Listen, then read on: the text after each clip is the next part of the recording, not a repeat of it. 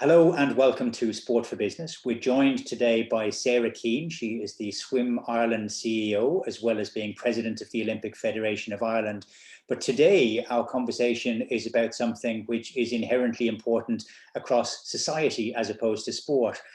There is a campaign at the moment to let us swim and to talk about the reopening of swimming pools, the restarting of swimming lessons, and getting people back into swimming pools across the country. Sarah, you're very welcome to Sport for Business again. Tell me, in real terms, how important is this? How much of a blow is it to the safety of the nation that we've gone for over a year now without being able to teach people how to swim? I think maybe in terms of numbers, just to understand that there are, I think, almost 300,000 people that would normally be swimming, adults that would normally be swimming every week, and the same number of children. So you're talking about a significant amount of the population that would normally be swimming on a weekly basis. And in terms of the popularity of swimming, it is the second most popular activity for adults, and it is in the top three for children. And it is the one across all of the life cycle that's most participated in. So from that perspective, it's a sport that, and not just a sport, as you've said accurately, it's a life skill that has been completely decimated over the last year. Now, look, on the other side, there's some outdoor swimming that has increased, and we're delighted about that. But from a point of view of indoor swimming, we genuinely believe we've almost lost a whole generation of particularly young children to the sport of swimming and the life skill of swimming, because even when swimming pools were open for the last year, a lot of the time swimming lessons weren't allowed to proceed. What is the ask of government at the moment in terms of making this right? I think for us, the ask is, we feel very reasonable. So we understand from a public health perspective, there are more concerns about indoors. So in relation to indoor swimming pools, we understand that. But what we're saying is, when indoors reopens, we want swimming pools to reopen. And when swimming pools reopen, we want swimming lessons to start straight away. And I think what we're saying is, look, we're not necessarily looking for dates. We understand the situation that the government and public health are in. But what we're looking for is that order, that pathway, which again, we think is reasonable. So I think our frustration at the moment, and swimming is a life skill, it's an activity, it's a sport, it's an industry, is that there's discussion at the moment about, personal services in May, so you'll be able to go to the hairdresser or the barber, and then there's conversations about when outdoor hospitality would start again, and maybe when hotels would reopen. But we're hearing nothing about swimming pools, we're hearing nothing about gyms. And we need to understand, from our perspective, when can they reopen? And our view is they should be able to reopen once indoors reopens. And we can't hear about it on the day. Like at the moment, all swimming pools have plant and machinery, all that's had to be kept going. So there's a cost associated with that. But in order to be able to open your doors, the heat has to be cranked up. So you need a particular period of time. It's an industry that has, obviously, we've teachers and coaches and lifeguards. And there is a concern that some of those individuals have gone off to other industries. So we need to make sure we have the right workforce there.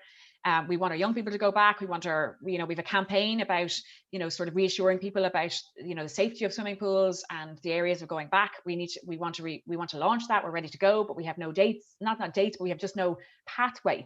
So our ask is, outline a pathway for us. Don't necessarily give us the dates. We understand that where that is, but we want confirmation that when you're going to allow indoors to reopen, whether that's indoor, as I said, personal services, or that's indoor dining, we want swimming pools to open, and we want to understand that when swimming pools open, swimming lessons can start again straight away, obviously with our clubs and just kind of individual recreational swimming, so that we have a pathway and we can bring hope back into and motivation back to people who are extremely fatigued.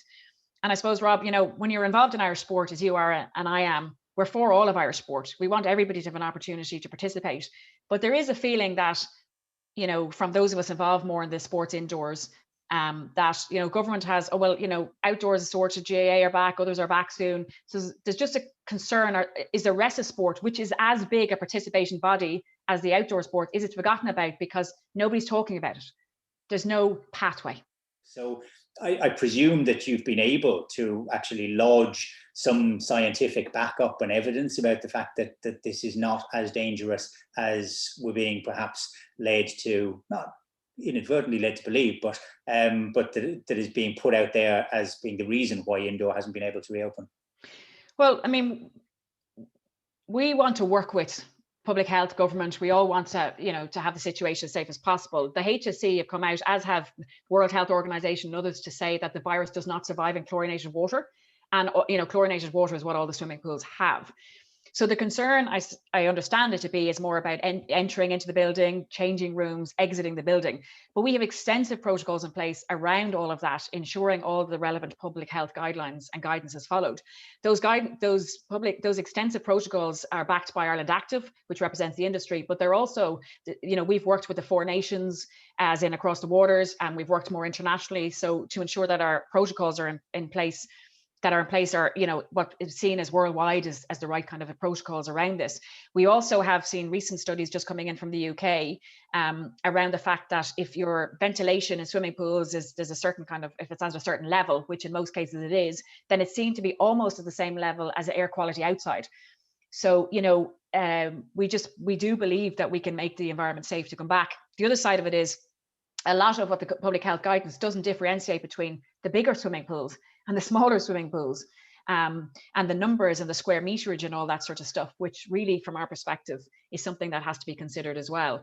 But again, we go back to, we're not asking for special treatment. We're not saying open us now or, open us next week. We're just saying, if you're going to open indoors, we have the protocols in place. The virus doesn't survive in chlorinated waters. We've had, when we've been open, we've been able to do a good job. Can show low transmission rates, all of that sort of stuff. In fact, we were open before hairdressers and barbers the last time. So, we need to be part of the discussion, and we need to be, you need to have some form of communication around that pathway to return. The emotional argument is clear. Providing the evidence is what government and public health officials will be very keen on. So long as they're listening, that's great that they're being presented with that. And we will learn an awful lot from how Britain is reopening and how, all of the various different elements are feeding into that. From an industry perspective, you mentioned the fact that there is a fear that some will have been lost to the industry in terms of being coaches and being involved in the leisure sector as a whole. Is there a number of a worst case scenario as to what that might be, and how can we get that back to a level where we're able to teach all of the people that we want to be able to? I mean, the unemployment figures, that would have been announced by the government last year, and I don't have any of the up-to-date ones of the last number of months, like the leisure sector would have been, like the hospitality sector, one of the worst affected sectors. And there are certain workers within the sector, including receptionists, including cleaners, including others, that can find work or equivalent work, or that they've skills to go into other sectors and other industries whereby they can work. And the sort of anecdotal information coming from the industry is that there's a real concern that that's actually happened. And therefore, will we have the workforce to go back at it again? In terms of the sort of more club side, we've been able to keep our clubs engaged. We have lost between 20 and 30% of our membership at the moment, and we'll see how we go with that. But the engagement we've had with our clubs and the work they've done on the ground has been significant, and the same with support to coaches. So within, I suppose, the club environment, we wouldn't be as concerned about the workforce, other than the fact that we'd be concerned about volunteer fatigue, and all of that they've done to try and keep people engaged. But from a point of view of, Swim Ireland doesn't own any swimming pools, and neither do any of our swimming clubs. It's in this country, as in the Republic, there's more swimming pools owned by private operators than there are by local authorities or by the public. And certainly certain pools are definitely going to close and not going to reopen. And then, so the whole infrastructure is at risk as we go forward as well. And a lot of them have stuck with it.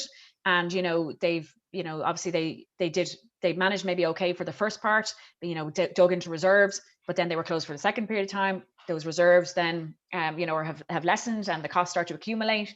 But, part of this is a need for an understanding of, well, can we go back? Can we do the swimming lessons? Can we be viable? And from our perspective, we to sort of, for the life skill of swimming, people learning at a young age is what we recommend, because they don't see any barriers to it. They don't understand that it's a different medium, but also it's the lifeblood of our clubs as they go forward, be that on the recreational side or be it on the competitive side. For the time being, and to push again that message of let us swim. Thank you for taking the time to be with us this afternoon, Sarah Keane, CEO of Swim Ireland. Thanks a million, Rob.